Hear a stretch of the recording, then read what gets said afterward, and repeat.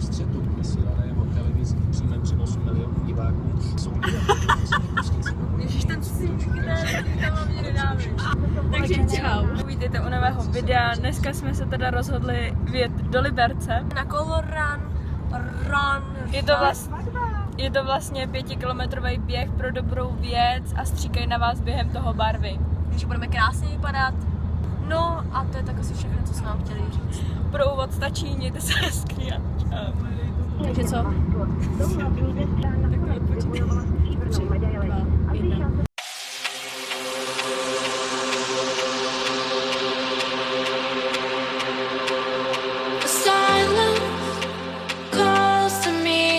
The treetops of this world, a balance, feeling free. I'm a part of this place above, and I know it cannot last, but at last I can finally breathe.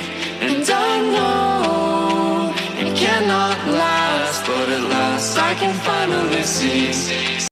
Takže čau. Jsme teda tady, máme krásný trička. Jsme se jí převlíkli, koupili jsme si pití. Jsme ready. Čekáme, co se bude dít.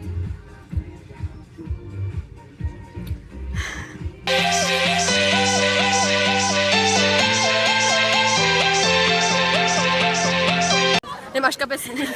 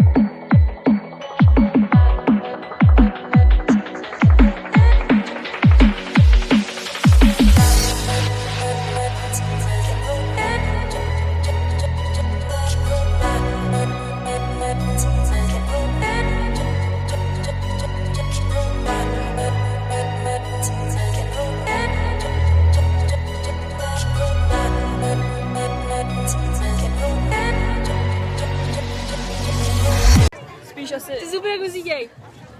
No takže jsme doběhli a jsme teda víc mokrý než od barev, no. Je to tak trošku rozteklý. Je to hodně rozteklý. A je tady moc lidí.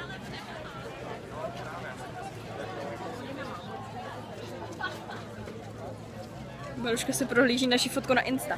Jsem tam jako hovorkovec, tak mě můžete follownout.